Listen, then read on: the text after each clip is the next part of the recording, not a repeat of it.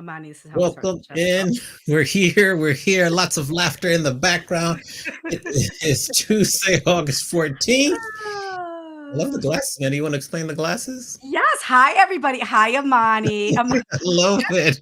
Just for the audience, so they know, Amani is having a minor heart palpitation right now because in the green room, the guest and I were having a prop off. I learned he's got a lot of props and I couldn't be left out because I've got a little FOMO.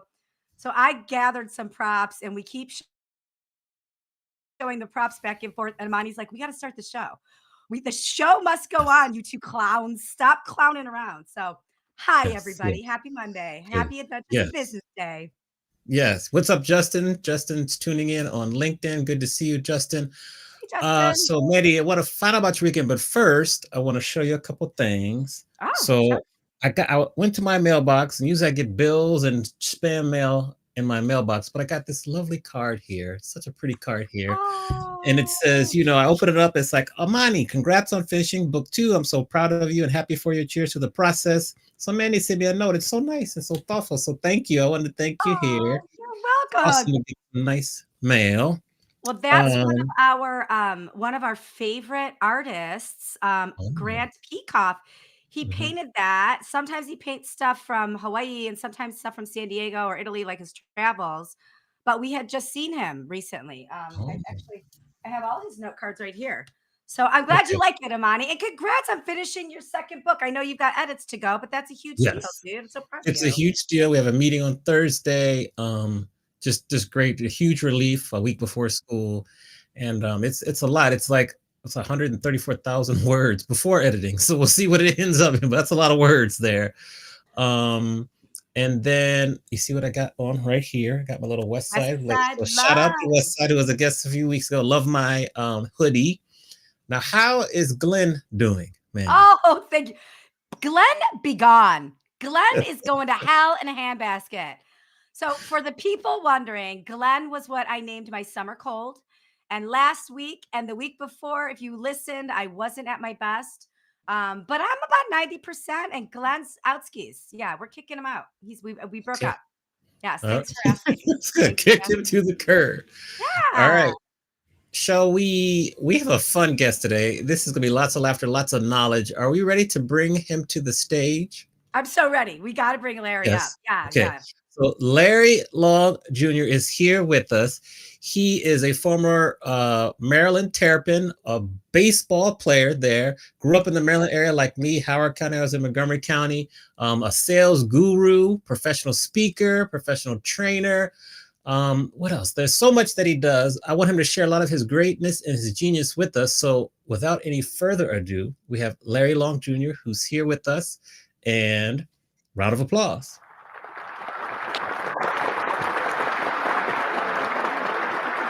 Larry. All right. Can you hear me now? I'm just messing with y'all. Yes, Oh, yes. I know you can hear me. I got enough microphones to last a lifetime. I'm happy to be here. Adventures in business, or in my Yes. case, I think you should rename it Misadventures in Business and in Life. But I'm happy to be here. Thank you, Mandy. Thank you, Amani. Awesome. Ah, Awesome. Larry. Le- I worked up a just sweat. I worked up a sweat at the pre-show. Hold on. See, this is going to be distracting for Amani because Larry and I are going to have prop ups the whole time. We're having so for the listeners, Larry just put pineapple glasses on. I just put heart glasses on. Now Larry's holding up a heart, like it will. We'll get to the interview, Amani. I promise. yes, I yes, promise. yes. You got to coordinate. Well, this is good then. So Oh. I tried to introduce you as best as I could, Larry, but maybe within like 30, 45 seconds, can you oh, I saw the microphone there, Manny. Can you share some things about yourself that we wouldn't find in your bio, on your website, or any past interviews? What are some unique things that we might not know about Larry Long Jr.? Oh, goodness. Some unique things about me. Well, I'm sure you can figure out I'm the CEO of LLJR Enterprises, not your traditional CEO, Chief Energy Officer. I'm also an author. I wrote a book called Jolt, and that's coming from a gentleman where if you told any of my English teachers Larry Long Jr. wrote a book, they would probably say, hold up, where's Ashton Kutcher? Am I getting punked? There's no way that punk wrote a book. So I'm happy to be here by way of 7 different states. I grew up in VA medical centers, Alabama, Illinois, Nebraska, Pennsylvania, Maryland, back to Maryland. Had to go to speech classes in Pennsylvania. They said, little Larry, how old are you? I said, I'm 4. They said, for what? I said, I'm 4 years old. They said, oh, heck to the nah. You can't talk like that here. But I speak so well and work as a motivational speaker and MC these days. Yes, yes. I think where we'll start is I have a question for you. Did my research. I want to know, we want to know, what does Dr. Kevin Schneider mean to you? Oh, Ooh. goodness. I was just emailing with him today. It was 2017. My buddy Randall put me in touch with Dr. Kevin Schneider, 2017, 2018. And I told him I want to be a speaker, but I'm scared. And he said, well, tell me about what you do now. I said, I speak to sales orgs. He said, how much do you charge? I said, free 99. He said, oh, he said, are you stupid or are you dumb? I said, hold up, dog. You don't know me like that. Don't make me knock you out, dog. He said, nah, when I speak corporate, they write me a check and there's a few zeros at the end. I said, well, respectfully, I have a full-time job that gives me a full-time paycheck. I don't want to bop people over the head and charge them. He said, well, do you, boo-boo? When you want to turn your little hobby into a business, you know who to call. So December 2019, timing is everything. December 2019, my wife, she said to me, hey, baby, I love you. And whenever she starts off with that, I know a doozy's coming. I know I'm about to get pumped. Trouble. She said, you tell everyone else to pursue their dream and follow their passion. Look in the mirror. You're faking the funk. She said, you know you want to speak for a living. What's holding you back? And I had to take a real deep look. And I told her it's fear.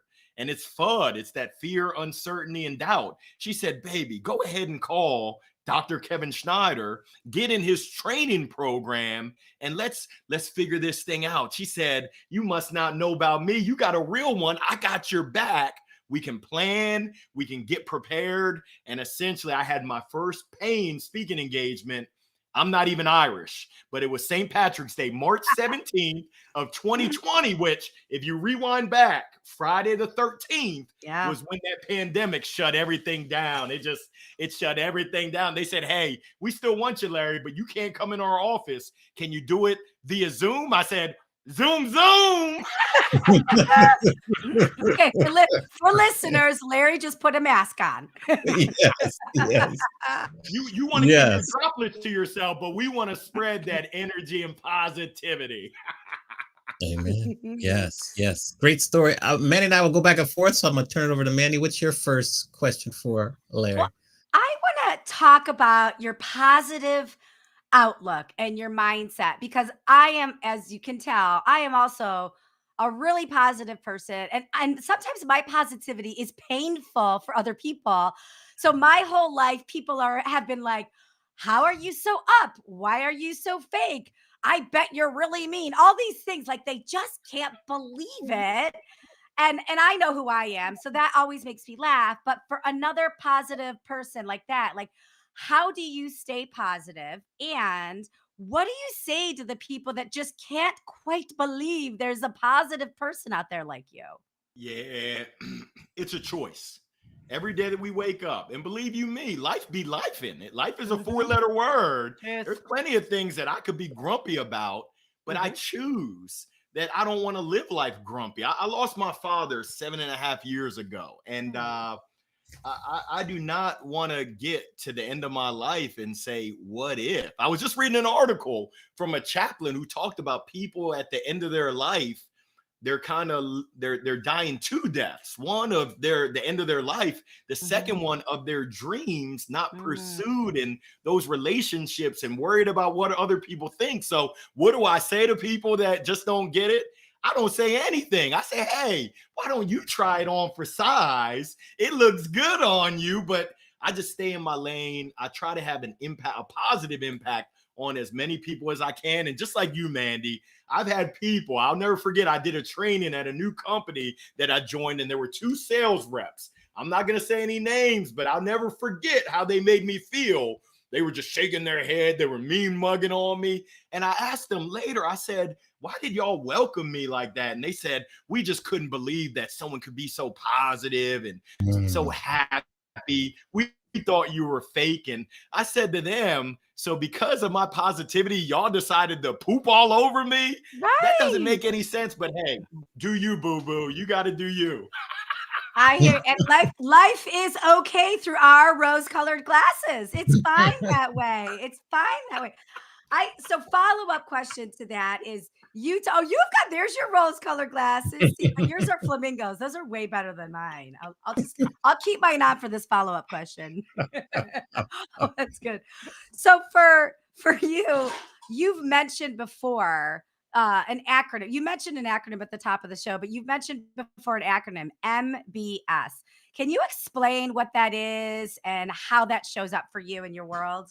Yeah, mind, body, and soul. And the big thing is, so many times people like us and the folks that are listening in, we give so much to other people. We give and we give and we give that sometimes we're running on E. So I encourage people to really be intentional, be mindful, deliberate of taking care of your mind, your body, and your soul. And it really is so important. I think they say you can't pour into someone else's coffee cup if your cup is empty. And I don't drink coffee. I might explode if I tried coffee. I had it one Same here. time. I'm a Kool-Aid kid. I did not like the taste of it, but it's so important to make sure that you recharge, that you reset, that you reflect and get your house in order so that you can be at your best to support other people. So that's that MBS, taking care of your mind, your body, and your soul. And Yes. do you have a couple tactics, things that you do on a daily basis just for you that take care of your mind, body, and soul? Yeah, for me, my day starts, well, my kids, I'm carpool dad, which I love. Oh God, that's It's an stupid. amazing way to start my day with a positive message. Today, I had to speak. I had a charity golf tournament and I had to speak. Imagine that. And I get nervous when I speak, but when I practice, yeah, I hope Allen Iverson is listening because we're talking about practice. When I practice, it makes me so much more comfortable. So I practice with my kids. But for me, it's really starting off my day deliberately thinking about what am I grateful for. And for me, Mhm. it's the simple things. I would say it's the little things, but they're really not little. For me, just taking another breath in the morning is beautiful. Me being able to stand on my feet, go out there, and my son, I call him Chef Boyardee. He's cooking up some eggs and some bacon. I mean, 13 years old, he's fitting to get loose in that kitchen. But it's just a blessing to see his smiling face. My daughter, she's normally sleepy in the morning, but that's all I need. My wife, my beautiful wife, it's gratitude to start my day. Now, Mhm. do I go through low points? For sure. I love comedy. I just went and saw Aries Spears Saturday night with my wife. My life is comedy as well. I think I said it earlier before, the misadventures. I mean, Amani, we met at a conference for me and my speaker business. I'm flying, I'm building the plane as I'm flying it. Shrapnel flying everywhere. I got you choked up, Mandy. I'm choked up because it's a misadventure. It's a comedy, but that's what keeps life interesting for me. I can't speak for anyone else, but I'm going to make sure that I have fun in almost everything that I do. Yes. Yeah. And I want to be in that car. I want to be in your carpool. That sounds like an awesome way to start the day. It does. Careful what you wish for. I'm sure my kids get tired of my corny jokes and I make them recite things just to get their day because it's so important. I work with a coach and my coach, Kristen Frade, said, Larry, it's amazing how positive you are when it comes to everyone else. You sew into everyone else, you lift them up. It's intriguing that when we start talking about you, how negative you are. You're a negative Nancy, Nelly, negative Ned. She said, you have got to change that. You're holding yourself back. So this year, I've been working on giving myself grace that I extend to everyone else and realizing that it's not beneficial for me to expect myself to be perfect. That doesn't exist. Yeah. So being good is good enough. And as long as I'm learning, I'm growing, I'm working, I'm sharing, I'm caring, it's going to be all right. Amen. Okay. All right. Shout out to Tom Griggs, previous guest that's with us. So good to see you, Tom. Hi, and Tom. Dean is also welcome in. Good to see you both. Now, You Dean knows mentioned a thing or two Kool-Aid. about sales. Yes. Yeah. You mentioned Kool-Aid, Larry. What's your favorite flavor of Kool-Aid? Oh, that's an easy one. Red. I know some people are like, red ain't a flavor, dog. So then I tried to set him up because, you know, in our culture, you can't say tropical punch or grape or lemonade. You have to say the color: red, purple, orange. So I set him up, and he guessed it so quickly. He did it. He said red right away. My next question for you is, if you were going to define fear, what's your definition of fear? Oh, goodness gracious. It's a natural emotion and feeling. Just had this conversation with my daughter this morning. It's so important for us to take that emotion and overcome it and fight through it. I still have fear a lot.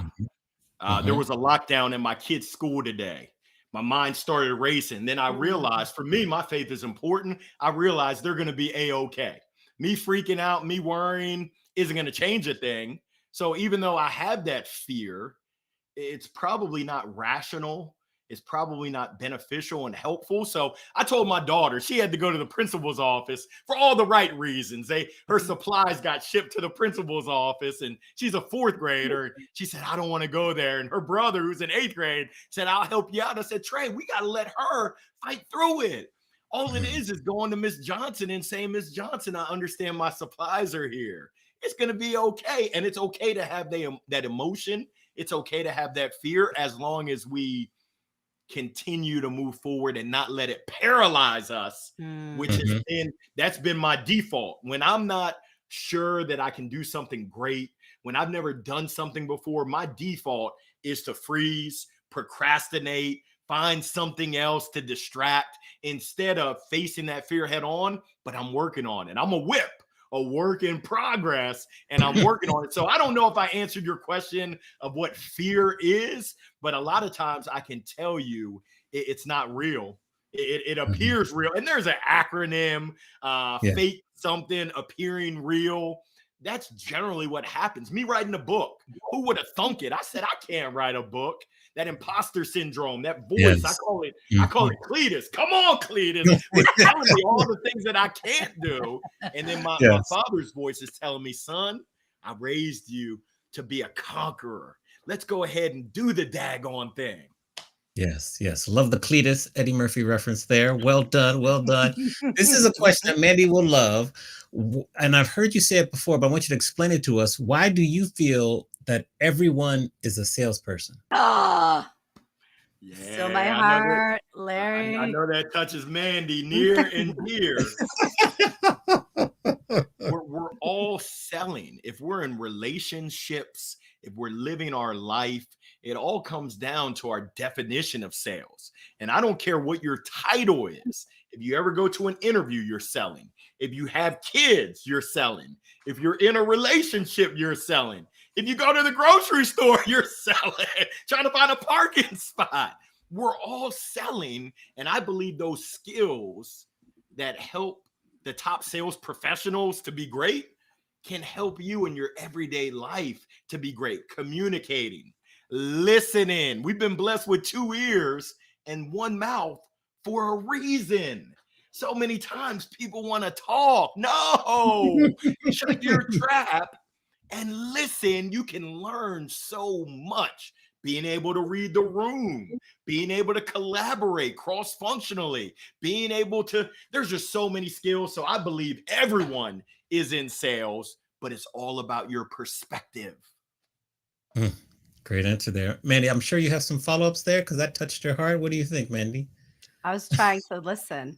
I was You trying to did be well. You did well. listener. You did well. I do have a follow-up because I think that you were voted Salesforce influencer multiple years in a row. And I know you've done a lot of work with them and they adore you, coach and speaker with that organization. So right now in the sales world, and this has been happening, as you know, since coming out of the pandemic when the world's changed a whole bunch. So there's so many ways to sell right now.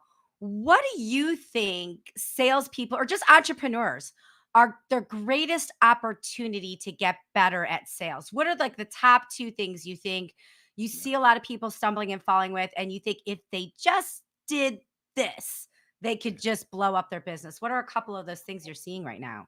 Yeah, well, I got three. I'm going to give you three. Number Oh, one, we talked about it before. Listen, shut up. Pardon my French. Parlez-vous français? And listen. Number two, I mentioned this. Allen Iverson said it. Practice your craft. I see so many sales professionals that are really amateurs because they don't work on their craft. They don't work on scenarios, overcoming objections, doing a demo, negotiating, social selling, you name it. When was the last time, to your listeners and viewers, that you actually practice your craft outside of normal business hours, inside of normal business hours? I'll give that to you. yeah. Practice.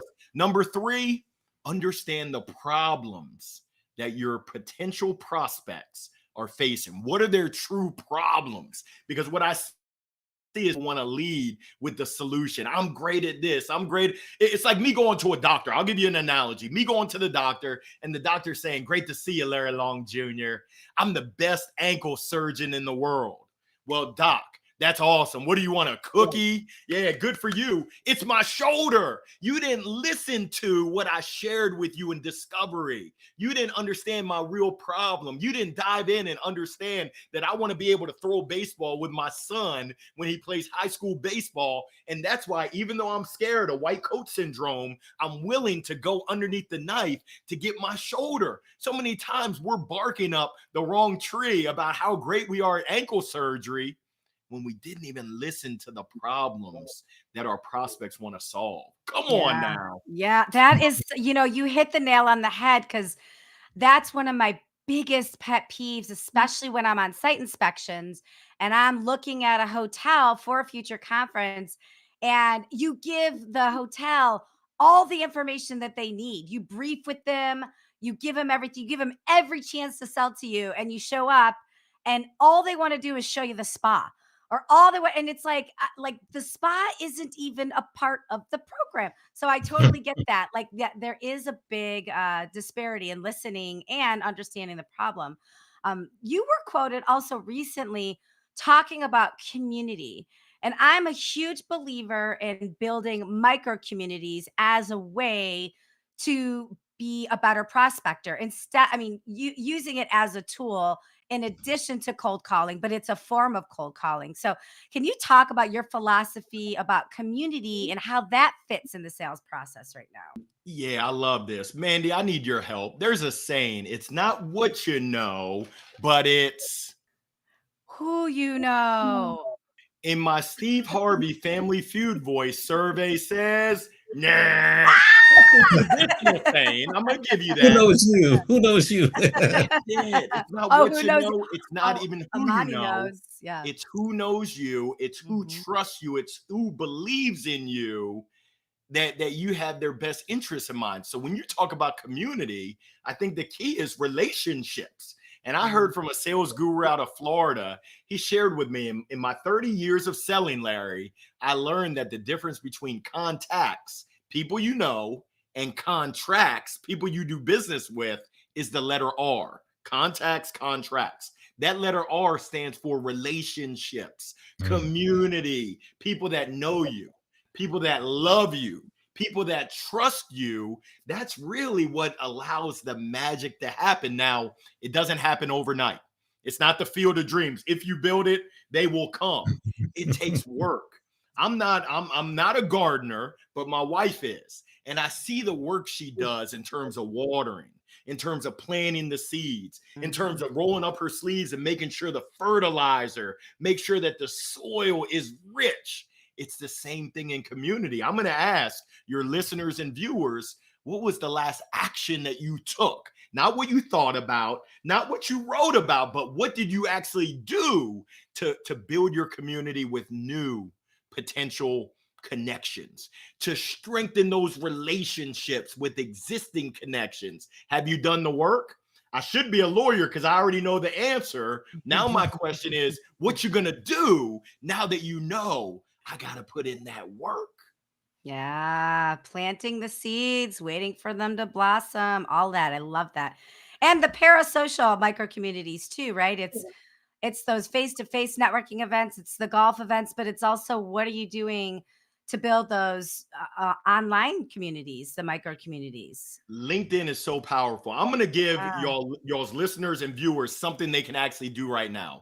It's called the hashtag 3-minute challenge, because a lot of folks say, hey, Larry, I would love to, but I don't have time. Well, when I look at your calendar, you got time because you're spending time scrolling through reels. So let's keep it real right there. But the hashtag 3-minute challenge, I need you to go into your Rolodex. I know some of y'all young bucks are like, hold up, is that the fancy watch? Nah, that's a Rolex. Your Rolodex, that's your contacts in your phone. Go to your contact list. And every day I need you to take 3 minutes, find one person that you haven't been in touch with. It could be 3 weeks, 3 months, 3 years, 3 decades. All I need you to do is put some thought into it. How can I surprise and delight them?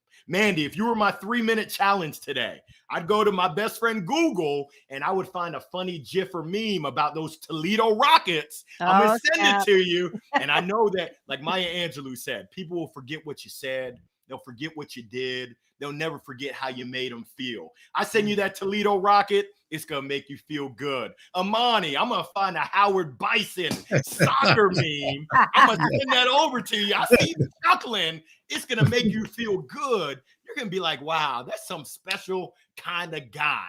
And I'm not doing it because I want something from you. I'm giving to make you feel good. And I know that the more I give and the more I give with no expectation of anything in return, in the words of that great philosopher, J.J. Walker, dynamite! So much unconditional love. I love that. I Yes. love that, Larry. That's Yes. great. It's great. Now, when we look at your career, you went like full time with your own business. You left corporate America. I think it was like late 2019, around 2019, correct? I just hit my 2-year anniversary. Okay. It was March 26th of 2021 was when I went full time. I was doing it part time right around St. Patrick's Day, and I'm not even Black Irish.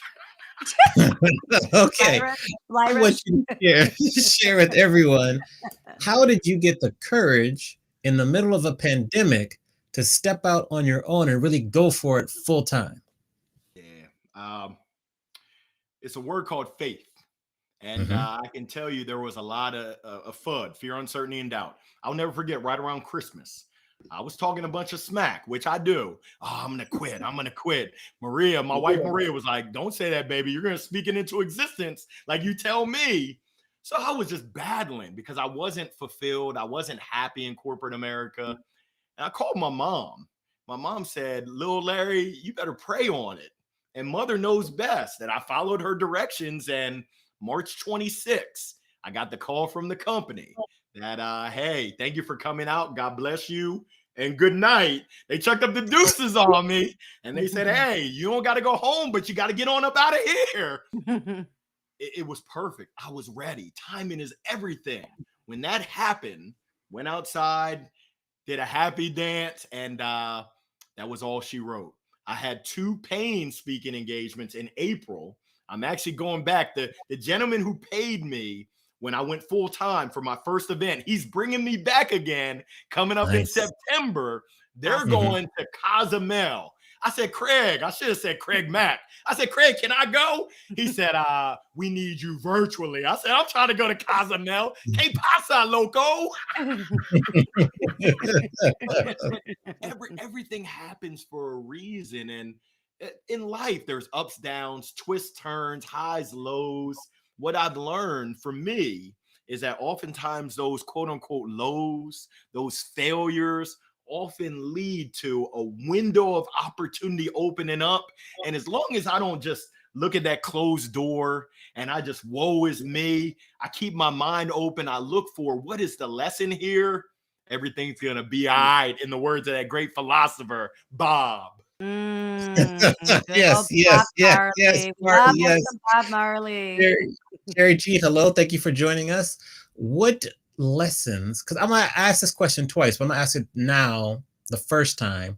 Like, what lessons have you learned being out on your own? And if you could go back to March 29th, 2021 and change some things based on what you've learned in the past 2.5 years, what would you change as you kind of go full time with your speaking, training, consulting?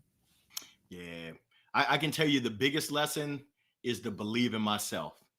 I share it I tell other people that it's a lot easier said than done. Believe there were times where I held myself, and there still are, where I hold myself back because of that doubt. And working with coaches, I've learned that when I'm not confident, I mean, in baseball, I'm a little dude. I practiced a lot. I was pretty confident when I got in that batter's box that I could have some success. There were moments where I doubted, but in business and in life, believing in myself, as well as setting my sights greater, we can accomplish great things. And that's you, Amani, you, Mandy, all your listeners and viewers.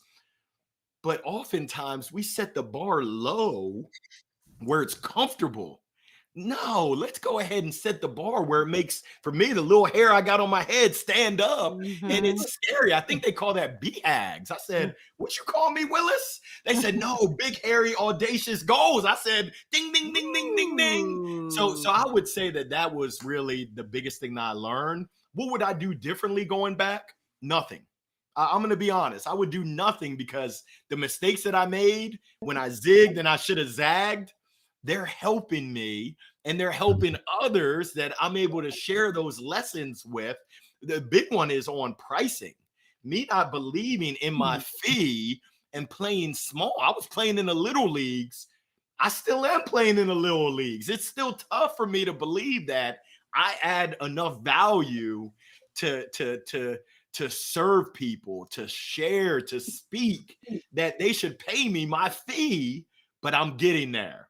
I'm realizing I'm not a nonprofit. I'm not a charity. I do add value, and that's a skill. That's an amazing place to be. So I'm living, I'm learning, I'm earning a little bit, and just sharing and caring, trying, not dying.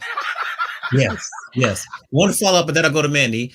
With regard to pricing, what have been some tips, or how have you been able to be more comfortable with your pricing, sticking to your rates and growing your rates? Yeah, practice. And I had a young lady when I was working. She said, Larry, now is the time to really ask for your fee. I was really fortunate and blessed where people would come to me and ask me to speak. My answer was always yes. She said, don't change that answer. Just add to it. Say yes. And my fee is X, Y, Z. And she gave me a big number that scared me. She said, you have a job. So if you don't get something because of your pricing, you're okay. When you're out on your own, you're a little bit more desperate. You don't have something to fall back on. Yes. Boy, was she right. and I didn't listen to her advice. So it's one of those things where going in small, going in comfortable has cost me some serious dollars. And it's a mindset of, oh, just give me a couple pennies. When in actuality, I realize I'm adding value. And it's like going to the grocery store. When you go to the grocery store, you don't tell them, "Hey, I want these berries, these grapes for 75 cents." No, you're going to pay our price. You're going to pay our fee because we're giving you value, we're giving you nourishment, and you're going to give us value back. So it's really been that mindset shift for me that I'm still going through, Amani. I'm going to be honest. That's probably one of my biggest challenges is believing in my fee. And they have a thing that they mentioned a thing called fee integrity. I've heard that there's some great Hall of Fame speakers that say, I hear you, but there's also a thing called food integrity. So sometimes you got to be flexible, if you know what I mean. I'm not going to go hungry. Okay, man. Sorry, go ahead. That was great. I love that. I think, Larry, I think what you're talking about is very, very important. And it's not just for those of us that are speakers. It's for anybody selling anything that thinks that the buy really just comes down to price, because it doesn't, and I know you speak to that all the time in your sales classes, and you are so valuable. Like, you will pump up so many salespeople, and all of those salespeople are each carrying a $1, $2, $3, $4 million goal. And if you make an impact on just one of those people, right? One of those people, and they make their goal that year, your speaker's fee is well worth it. So I'm really glad that you're thinking about it. And Amani, I'm glad you asked about it, because I know you and I talk about pricing a lot too. And that's a never ending thing. So I have a question. Speaking of this, your motivational piece, I'm going to do this in the gold microphone that you inspired me to do. You have a midweek Monday motivational minute. And on one of those, I think I heard you talk about 2 ways to learn: mistakes and mentors, which I think is awesome, because we all learn the best from tripping and falling. But then we also are like, do I need a mentor? Am I a mentor? Do I ask for a mentor? So can you just talk a little bit about all those M's? I love it. The midday motivational minute. I started it thanks to one of my mini mentors, Morgan Ingram, out of Atlanta. He said, Larry, I see you publishing short form content on LinkedIn. That's good. But brother, I know that you want to be great. If you want to be great, you got to get on video. I said, Morgan, I'm not going to be on video. I got the face for radio. You know how that goes, Amani. I said, they're all going to laugh at me. He said, dude, they're already laughing at you. He said, I'm going to tell you what my mentor told me. If you don't get on video, it's because you're selfish. I said, oh, shucks, you don't know me like that. Don't make me pull out the boxing gloves. But he said, you're being selfish because you're making it about you. It's not about you. If you can impact one person for the positive, it's well worth it. And when he shared that with me, it was on a Friday. That following Wednesday, I went back in my backyard on our porch, turned my camera on selfie video, and I recorded my first midday motivational minute. It was April the 22nd of 2020, in the early parts of the pandemic. Now, mistakes versus mentors was really, it's my story. I've made a ton of mistakes, and I've been prideful where I didn't want to ask for help from mentors. And I realized that it's painful to make your own mistakes when someone else has made that mistake and can help you zag when you were going to zig. So I've had to drop that Superman, that S off my chest, and realize that, hey, Larry, if you don't ask for help, you're not going to get it. There's so many people out there that want to help you if you just make the ask. Mm-hmm. And having a mentor has been game changing. I have mentors, my father, Mark Winchester, Morgan Ingram, Cynthia Barnes. I mean, the list goes, my wife. I have so many mentors for different aspects of my life. Dr. Willie Jolly, who just got honored with the highest award of National Speakers Association. He's just been so willing to share insights, to open up his community and network with me. And it's a responsibility. So many people have sown into me that if I don't pass that along, shame on me, and I don't want to be shamed. So for those folks out there, if you're considering a mentor, go for it. If you're considering investing in coaching, go for it. Because if you played sports, soccer, I know you're a soccer player, Amani. I got your wife's from Argentina, but we all had coaches growing up. Why don't we have a coach right now in our profession? Why don't we have someone that encourages us, that challenges us, that gives us an outside perspective to help us get to that next level? You might be good, but what if you could be great? You might be great, but what if you could be Mr. or Mrs. Wonderful? Yeah, and I'm so on board with you, and I'm so glad that you address the audience directly, because I think the older we get, the more blind spots we have. And sometimes we think we don't need a coach, like we know everything, or we don't need a mentor, or I'm afraid to be vulnerable to ask for a mentor. So I love that you're just giving everybody permission to be like, yeah, like get vulnerable, ask for help, be curious, and ask for a mentor and invest in a coach. All those things are going to make you grow. So thank you so much We for should sharing we that. should all be learning. I Yes. attended Tony Robbins Unleash the Power Within the last 4 days, Thursday, Friday, Saturday, Sunday. I just got off the golf course with a gentleman who runs 12 different Vistage groups. Vistage is a CEO mastermind, and he was sharing about the power of community, the power of having someone that sees those blind spots for you in his one-on-one coaching practice. It is powerful. And the most successful people, I think there's a saying, if you want to go fast, go alone. If you want to go far, mount up. You better go ahead and get you a team that's supporting you. Hercules, cheering you on along this journey, along this adventure, along the misadventures. Yes, yes. Many people, they look at coaching and the price tag scares them off. They'd rather use that same money to go on vacation, buy a Gucci bag, stuff like that, buy a big new brand new TV. What's your perspective on investing the money in yourself and its return? It's the wisest investment you can make in your personal development, your personal and professional growth. I've been so blessed. I'm hosting an event. It's a retreat mastermind called Golf and Sales. This is round 2. We did round 1 in Austin, Texas, Lake LBJ in April. We're running it back again, where it's an intimate group, and it's masterminding. We're working on business problems. We're working on personal growth. We're playing golf, which I love. We're building community, just having a great time. And it's an investment. It's an investment of time, of money. But the feedback we've gotten from the attendees and from the hosts is that it's a game changer. So I encourage folks. I've been there before where I was noodling. Talked it over with my wife, and she was like, "You're going to pay a coach how much?" She said, "I can be your coach." I said, "Nah, baby, I love you, and your advice is good, but I don't be listening to you. It goes in one ear and out the other." So having that third-party perspective of someone that's not tied to you, the wisest and best investment. And I will share this with you. You generally get what you pay for. So if you want to skimp on coaching,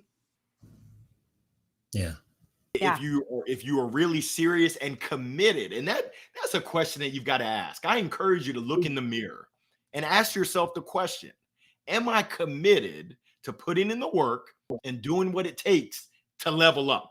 Or do I just want to keep talking about it? It's kind of like me and my six-pack abs. I just want to talk about it. I don't know what time it is where y'all are at, but for me, it's bow time, Bojangles, those chicken and biscuits. They're talking to a brother. Those six-pack abs, it was all a dream. Okay. So to follow up with that, in addition to the coaching and investing, in terms of personal development, you have said many times you are what you consume.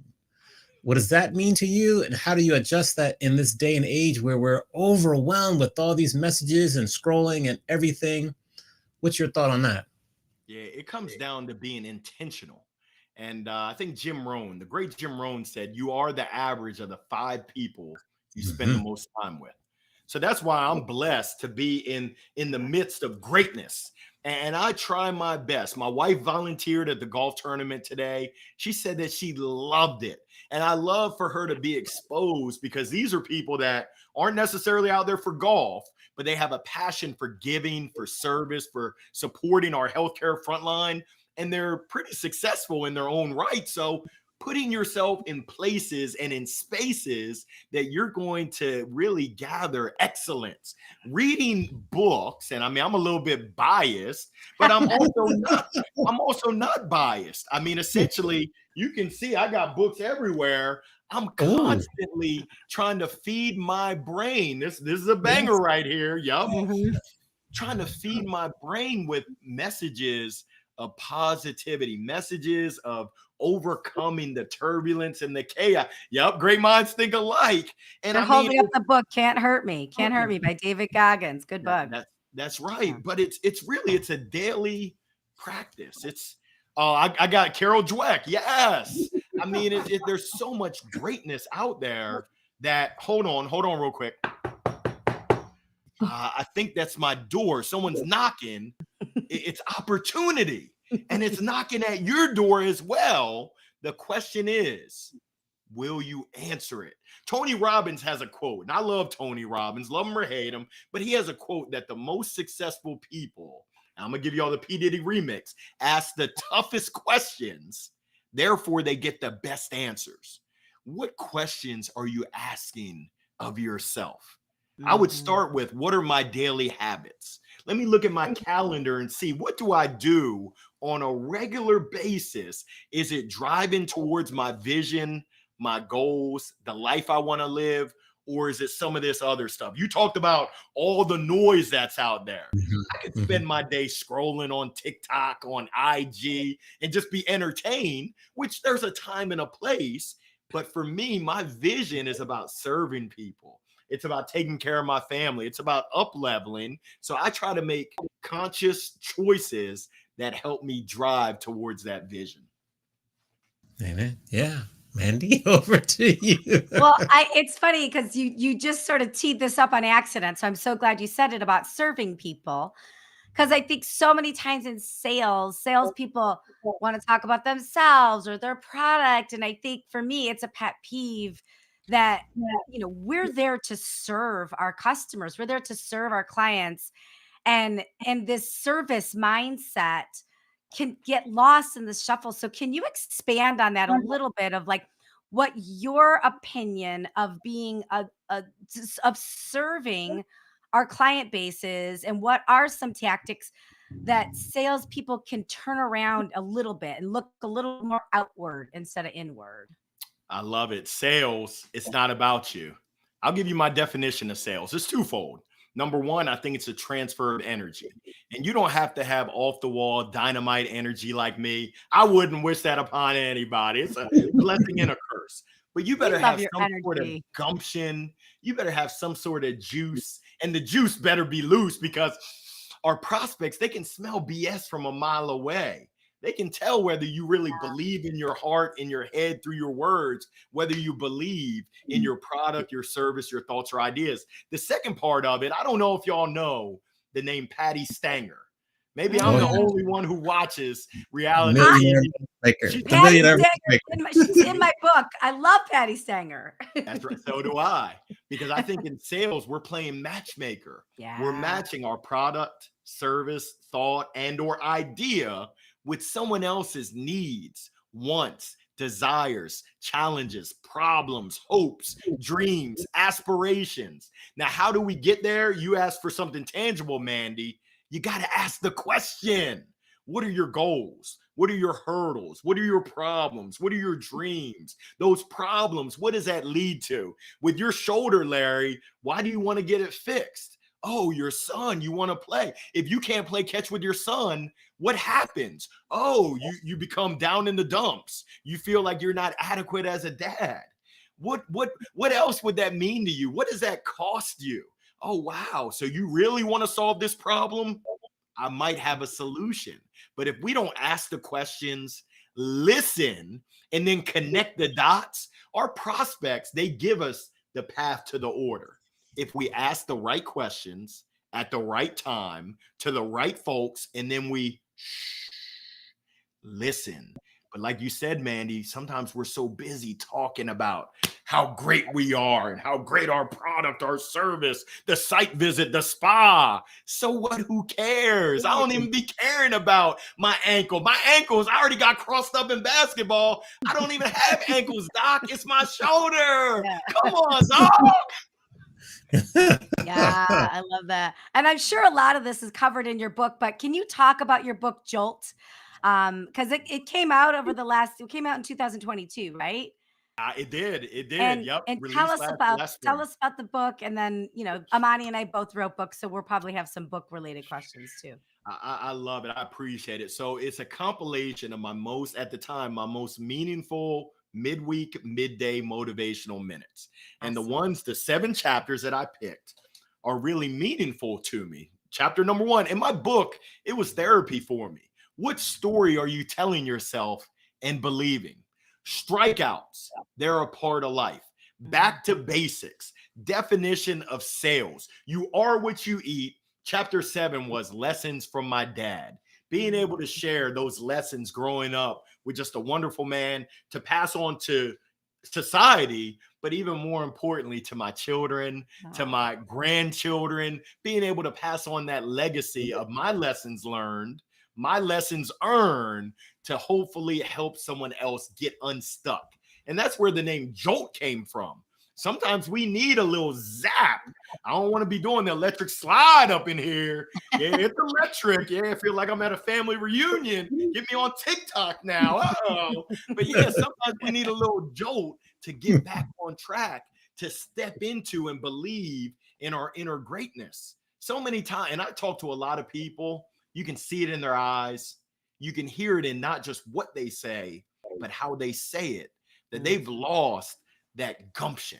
They've lost that swagger, that George Jefferson swagger that we all deserve to live in. I believe that we all have greatness in different things. I mean, mine certainly isn't golf. I'm Tiger Woods' long lost cousin. Larry hit it in the woods. But I believe my zone of genius is to serve, to speak, to inspire, uplift, and hopefully transform lives. So that's really what this book means to me. It was a message that I needed to hear at that time, and I still need to hear as just a refresher to keep my life on track. It's great. I can't wait to buy it. I'm going to buy it as soon as we get off the call. I'm sending it to you, Mandy. Come on now. You know how we do. How we do. Now we are to the point in the show where we're going to flip the script. We're going to follow with some book questions and other questions, but after this segment where you ask us questions. So you can choose myself or Mandy. Who do you want to ask the question to first? We answer it, and then we'll keep going. I'm going to go with Mandy. So, Mandy, okay. I know that you're a sales guru. Yes. And I gave you my definition of sales. I want to hear from you. If an alien came down and said, hey, Earthling, Mandy G, what's your definition of sales? What do you say to them? Ooh, I love that question. My answer is very similar to yours. And I believe a good salesperson is a listener, an educator, and a problem solver. And I think we all need sales in every part of our life, whether we want to convince our spouse of that certain type of countertop during the renovation, or whether we want to convince our kids to go to bed, or whether we want to, buy a different car. I think sales is about building deep relationships and building deep community, but it's mostly about listening and solving problems and educating. Ooh, wait. Yeah. And I did it in the microphone. That. Yeah, I should turn the karaoke. I should have turned the auto tune on this for that one. And I'm going to send you, Larry, when my book came out, we did a video with a whole bunch of different people, kids, adults, people not in sales. And it's called I Need Sales. And all these different people say all the reasons why they need sales, like to go to a better skate park or to get an iPhone or to internally sell financial models, whatever that is. I'm going to send it to you because I think you'll get a big kick out of it. But yeah, I'm with you. I think we speak the same language on a lot of that stuff. Thank you so much, Mandy. You definitely dropped the mic on him with that one. Good question. Love it. Amari, are you ready? Yes. All right, I hope so. I hope you're ready. I got a curveball ready for you. So, Okay. Amari, we met in Orlando at the National Speakers Association Annual Influence Conference. And I love your hunger to learn, to grow, to be successful in serving. Love it. The big question is, what action have you taken, or what one action do you plan on taking from everything that you learned during the conference? So I believe we were in the same session where they talked about complementary revenue streams, Right. and they talked about reaching out to like community colleges near you to get some speaking opportunities. So I've called or I've emailed like 25 different community colleges. I've got maybe 3 or 4 responses, set up maybe 2 calls. So I did that like right away. So that was one thing that I took away from that one. Then I think you were there also. We just had this breakout on, or that session on like creating your own certification.